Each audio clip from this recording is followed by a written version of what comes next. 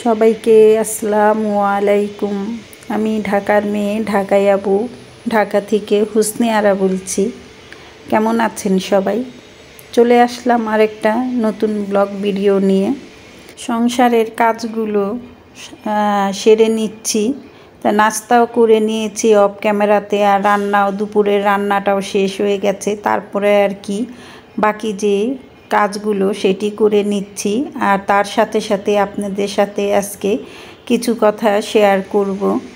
আমরা গৃহিণীরা অনেকেই সংসারের আয় ব্যয় সম্পূর্ণ যার যার হাতে থাকে। কেউ আছে ভাইয়ারা আর কি চাকরিজীবী, কেউ ব্যবসা করে, ছোট বড় যাই হোক না কেন।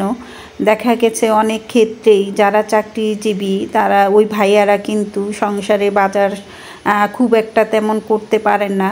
তাই তখন কিন্তু গৃহিণীদের মাস শেষে বা কেউ সাপ্তাহিক বাজার করে, এরকম আর কি গৃহিণীদের হাতে সেই টাকাটা বুঝিয়ে দেয় যে মাস শেষে কত টাকা লাগবে সেটাই আর কি ধরে দিয়ে দেয়।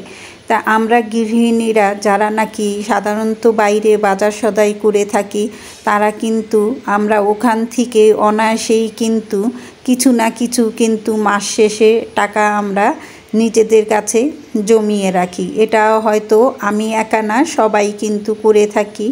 আর আমি একা বললে হবে না, কারণ হলো আমার বেশিরভাগ বাজারই আপনাদের ভাইয়া করে। আমি একবারে সীমিত টুকিটাকি যখন আমার আর কি কোনো কিছু প্রয়োজন পড়ে সেটা আমি নিজের মন মতো করে নিই। তা ওখান থেকেই আমরা কিভাবে টাকাগুলো আয় করে আবার হাজবেন্ডের মনের মতো আর কি রান্না বান্না করে খাইয়ে থাকি স্বামী সন্তানদের সবাইকেই। তারপরেও কিন্তু আমাদের তৃপ্তি মেটে না, মনে হয় এটা করি ওটা করি, কিন্তু সংসারের যে একটা বাজেট থাকে সেই বাজেটের উপরে কিন্তু আমরা যেতে পারি না। তারপরে চেষ্টা করব আমরা হলো কিভাবে বাজেটটা ছোট করে আনা যায় আর সংসারে টাকা বাঁচিয়ে রাখা যায়। দেখা গেছে হঠাৎ করে কোনো আত্মীয় স্বজন, কোনো মেহমান বাসায় এসে পড়ল, তখন কিন্তু মন চাইলেও সব কিছু হাতের নাগালে থাকে না। যদি আমাদের কাছে তখনই জমানো টাকাটা থাকে, তখনই কিন্তু আমরা এক্সট্রা কিছু বাসায় এনে রাখি, যাতে করে হঠাৎ করে মেহমান এসে পড়লে তখন যাতে করে আমরা আপ্যায়ন করতে পারি। তাই এই সমস্ত কিছুই কিন্তু আমাদের সংসারে প্রতিনিয়ত সবার ঘরে ঘরেই কিন্তু কম বেশি হয়ে থাকে। তাই আমিও আর কি তার ব্যতিক্রম না। আমিও কিন্তু এখান থেকেই সংসারের থেকে বাজার না করলেও সময় সময়তে দেখা যায় আমার কিছু প্রয়োজন পড়লেই তখন আপনার ভাইয়ার কাছে আমার বলতে হয়, তাই উনি আমাকে হাতে টাকাটা ধরিয়ে দেয়। তখন কিন্তু আমি নিজের পছন্দ মতো কিন্তু কেনাকাটা করি, আর ওখান থেকে টাকাগুলো কিছু কিছু করে বাঁচিয়ে রাখি। তা উদাহরণস্বরূপ আপনাদের সাথে একটা জিনিস শেয়ার করব।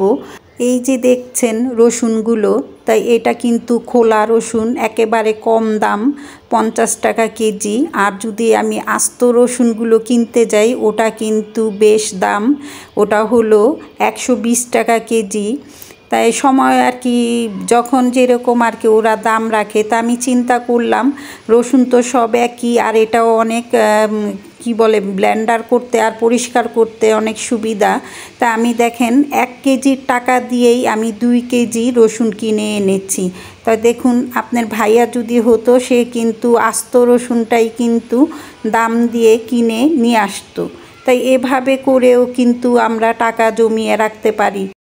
যে কয়েক টাকাই আমরা আয় যে করেছি জমিয়ে রেখেছি, সেটা যদি আপনারা আপনাদের হাজব্যান্ডের হাতে তুলে দেন, তাহলে দেখবেন আপনাদের হাজব্যান্ডের মনটা এত বড় হয়ে যায় যে দেখা গেছে বিপদের সময় আপন বা কোনো একে কাছের মানুষ কিন্তু তাদের কাছে হাত পাতলেই কিন্তু টাকা পাওয়া যায় না। তাই তখন নাকি আমরা গৃহিণীরা কম বেশ যাই পারি, আমাদের যখন হাতের যে টাকা পয়সাটা থাকে তার সংসারের থেকেই কিন্তু আমরা জমিয়েছি, সেটা সে ভালো মতোই জানে। তারপরেও যদি আমরা ওই টাকাটা বার করে দিই, সে কিন্তু আমার প্রতি বা আপনাদের ভাইয়ার কথা বলছি, সে কিন্তু আমার প্রতি অনেক তার আর কি আরও বিশ্বাস বা যাই বলেন সব কিছুই কিন্তু বেড়ে যায়। একটা গৃহিণী একটা স্বামীর মন জয় করতে কিন্তু বেশি সময় লাগে না। সে যদি তার নিষ্ঠা এবং পরিশ্রম দিয়ে যদি স্বামীর সাথে সাথে সংসারের ছোটোখাটো কাজকর্মগুলো যদি নিজেরা নিজেদের মধ্যে আর কি ভাগাভাগি করে নিই, তাহলে কিন্তু আমাদের সংসারে কিন্তু কোনো অভাব বা অনটন থাকবে না।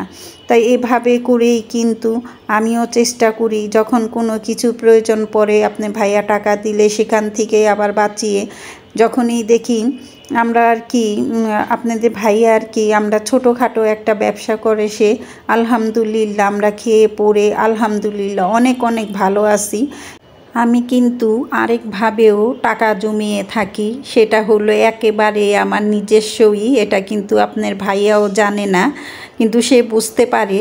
তা সেটা হলো আমি যখন আমার সন্তানের জন্য টিচার ঠিক করি, বাসায় যে আমাদের যে গৃহশিক্ষক লাগে, তখন কিন্তু আপনার ভাইয়া কিন্তু ওটাই করে না, কেননা উনি ব্যবসা বাণিজ্য করে, তখন কি ছেলে মেয়েদের দিকে সেই করতে পারে না। তখন সে আমাকে আর কি বেতনের টাকাটা দিয়ে দেয়, আর হলো আমি খরচ করি। তো কিভাবে করি সেটা কিন্তু সে জানে না। তাই যখন নাকি আর কি আমরা যখন স্কুলে যাই আর কি এক ভাবির সাথে আরেক ভাবি বসে থাকি, তখন শুনি তার বাচ্চাদের টিচার এরকম এরকম, তখন বলি যে ভাবি আপনার ছেলের জন্য যেই টিচারটা রেখেছেন, আমাকে যদি ওই টিচার যদি আমার বাচ্চাটাকে একটু পড়ায় তাহলে একটু দেখবেন তো। তাহলে কিন্তু ওই গার্জেন আর কি ওই ভাবিটা ঠিকই দেখেন ওই টিচারটাকে ঠিক করে দেয়। তখন কিন্তু তার সাথে কিন্তু ওই যে বেতনের বিষয়টা সেটা কিন্তু আমরা নিজেরাই কিন্তু ঠিক করে নিই। আর আমাদের হাজব্যান্ডের থেকে কিন্তু আমরা ঠিকই বেতনের টাকাটা একটু বেশি চেয়ে নিই। ওখান থেকেই কিন্তু আমি বেশ কিছু টাকা এভাবে জমিয়ে রাখি। কিন্তু পরে সে জানতে পারে, তাকে বলি, কিন্তু সে তাতে অসন্তুষ্ট হয় না। সে বলে তো ভালো বুদ্ধি, এটা হলো তোমার ব্যক্তিগত, আমি তোমাকে টাকা দিয়ে দিচ্ছি, তুমি কিভাবে তোমার সন্তানের লেখাপড়ার খরচই করবে সেটা তোমার ব্যাপার। তাই এভাবেই যদি আমরা মনে করেন ছোট ছোট টিপসগুলো ফলো করে যদি সংসারের থেকে টাকা কিন্তু একেবারেই যে অনেক টাকা জমাই তা কিন্তু না, যতটুকুই পারি। তখন যদি স্বামীর আর কি যখন বিপদের সময় যদি আমরা এই টাকাটা বার করে দিই, তাদের কাছে কিন্তু আমরা যে বিশ্বাস আর আমাদের ভালোবাসাটা কিন্তু আরও বেড়ে যায় তার কাছে।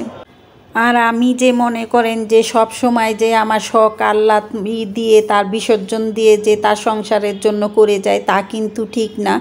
আমারও কিন্তু আমি পরিমাণ মতো শখগুলো মিটিয়ে থাকি, যেটা নাকি আমার সংসারের জন্য একান্তই একেবারে প্রয়োজনীয় জিনিস। যেমন ধরেন হাঁড়ি পাতিল থেকে শুরু করে সব কিছুই, ঘর সাজানোর জিনিস যেগুলো নাকি খুবই প্রয়োজনীয় লাগবেই, সেটাই কিন্তু আমি কিনি। আমি কিন্তু অনর্থক অপচয় করি না এটা সেটা দিয়ে।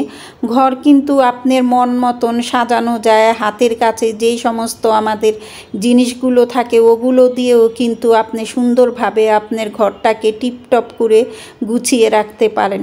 খালি যে মনে করেন যে সুন্দর সুন্দর দামি দামি শোপিস কিনলেই যে ঘর সুন্দর হয়, ঘরের অনেক সুন্দর আমরা ইউটিউবে দেখি ওই আপুটার সংসারটা বা এত সুন্দর করে এত দামি দামি জিনিস দিয়ে আসবাবপত্র দিয়ে সাজানো, খুব ভাল লাগে, কিন্তু আপনারটা আপনার কাছে ভাল লাগে না, এটা একেবারেই ভুল।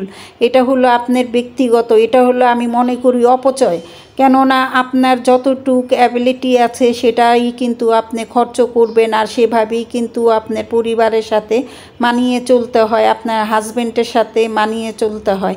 আমরা যদি অতিরিক্ত করতে যাই তখন কিন্তু হাজব্যান্ডের কাছ থেকেও কিন্তু মনটা খারাপ হয়ে যায়, মনে করে যে আমার ওয়াইফ সে বুঝে না। আসলে আমরা কিন্তু সবই বুঝি আর সবই করি। তাই সময় সময়তে আর কি সব কিছুই আর কি বুঝে শুনে চললে কোনো সময়ে কিন্তু সংসারে অশান্তি হয় না, এবং আয় উন্নতি আল্লাহর রহমতে আল্লাহ সব সময় সেই সংসারে আয় উন্নতি ভরে দেয়। কোনো না কোনোভাবে আল্লাহ সেই ব্যক্তিকে সাহায্য করবেই, এটা আমার অনেক আত্মবিশ্বাস আমার আল্লাহর প্রতি। আর ইনশাআল্লাহ আমি সেইভাবেই আমার সংসার পরিচালনা এ পর্যন্ত করে আসছি। যাই হোক, কথা বলতে বলতে তারপরের দিনই আমরা সকালে নাস্তা খেয়ে আবার গ্রামের উদ্দেশ্যে বের হয়েছিলাম। আমাদের আর কি গ্রামে একটু জায়গা নিয়েছিলাম, আল্লাহ আমাদের সেই তৌফিক দান করেছে আলহামদুলিল্লাহ। তাই সেই জমিটা দেখতে আসছি, যে মাটি ভরাট করব আর কি, বাড়ি তোলার জন্য ছোটোখাটো মতো করব। তাই সেখান থেকেই একটু আমি আর কি ভিডিও করে নিয়েছি, আপনাদের সাথে শেয়ার করছি। সব সময় তো ফ্ল্যাটের ছবি ভিডিওই দিয়ে থাকি, কিন্তু গ্রামের এই দৃশ্যগুলো আর এরকম মনোরম পরিবেশ কিন্তু আমরা সাধারণত কমই দেখতে পাই। তাই কেমন হলো আজকে আমার এই টিপসহ ভিডিওটা, ব্লগ ভিডিওটা, আমাকে কমেন্ট করে জানাবেন। আর এতক্ষণ পর্যন্ত আমার সাথে থাকার জন্য, আমার ভিডিওটা দেখার জন্য অসংখ্য অসংখ্য ধন্যবাদ। আর আপনাদের জন্য দোয়া।